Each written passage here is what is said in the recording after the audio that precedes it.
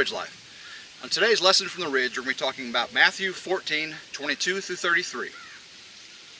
We're out here on the Ridge Pond today, and as you can see, we've got a mallard hen that's been a decoy that's been floating out here for a while. We had a drake out here, but he got a hole and he sunk. And we dug him out, and so now we've got another drake and another hen decoy. We're gonna float these out here also next to this hen here, and it's gonna be just for decoration. We like coming up here and seeing the ducks out here. So pretty soon we hope to have some real ducks out here on the Ridge Pond. But until then, we'll get these decoys out here, and we'll get into our lessons from the Ridge, talking about Matthew.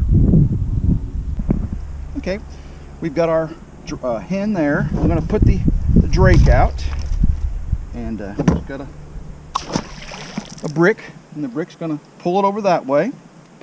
And I got the other hen. We'll see how that looks when they settle out there. May have to separate in a little bit. They're on a long enough rope to let them float a little bit. I may have to move them just a bit. Okay, we've got our ducks set up nicely on the water. I like that formation with the drake there in the middle, guarding his hens. And just a beautiful day, blue skies. It's a little windy. Every once in a while, the wind gust will come up and shake us and push us to the side. But it calms down, and it's just beautiful to be out here on the Ridge Pond. Okay, I'd like to read from Matthew 14, 22 through 33. Immediately he made the disciples get into the boat and go ahead of him to the other side while he sent the crowds away. After he had sent the crowds away, he went up to the mountain by himself to pray. And when it was evening, he was there alone. But the boat was already a long distance away from the land, battered by the waves, for the wind was contrary. And in the fourth watch of the night he came to them, walking on the sea.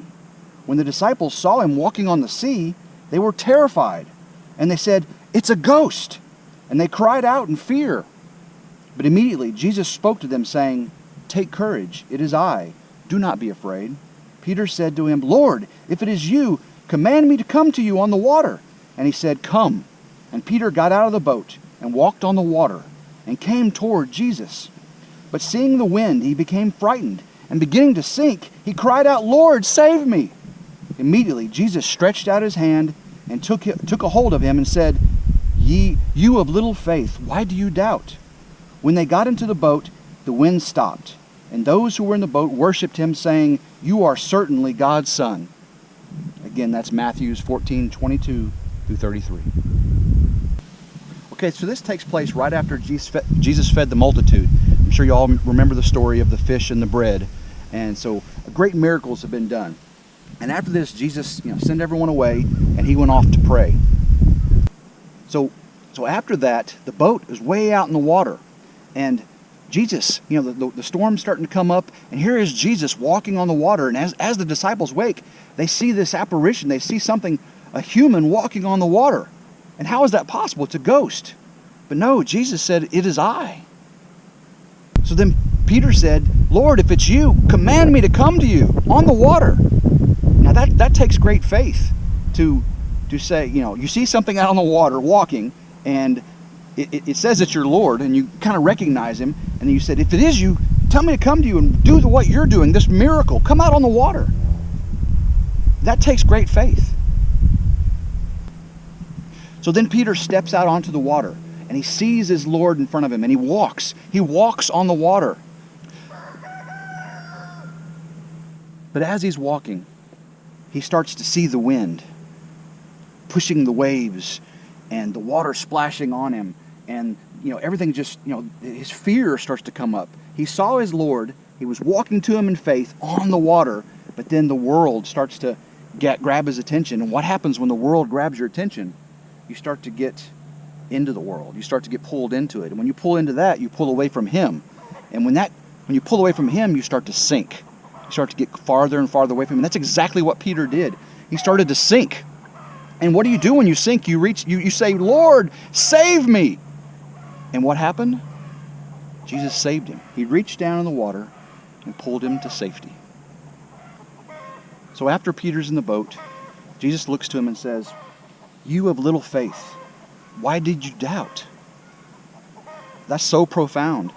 We love our Jesus, we love our Christ, and we follow him, and then when the storm hits, we get distracted in our own wants, wishes, and worries.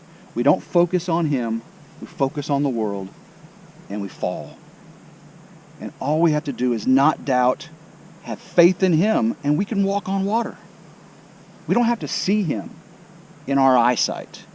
We see him every day in the nature, in the beauty. Just like these ducks, they float. And there's something in them that allows them to float. But if they get a hole, and whatever that is starts to be filled up with something else, water in this case, they lose their buoyancy and they start to sink. It's the same thing with our faith. When we're full of the Lord, when we're walking with him, we are so high up on the water.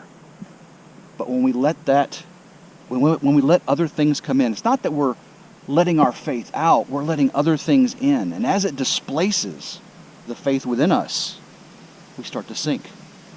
And it's a terrible thing to have that feeling that you're drowning.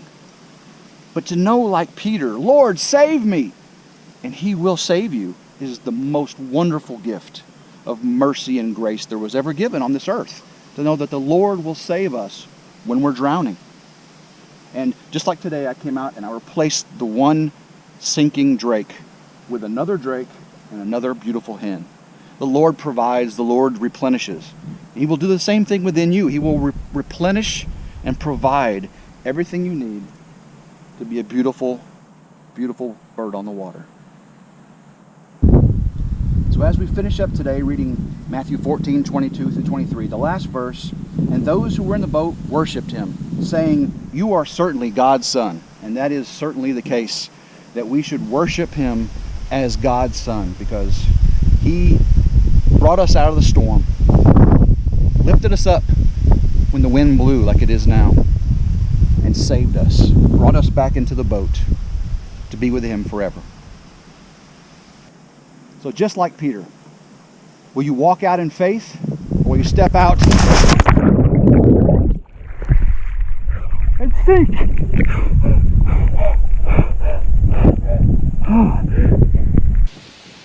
So just like Peter, will you walk out in faith, or will you step out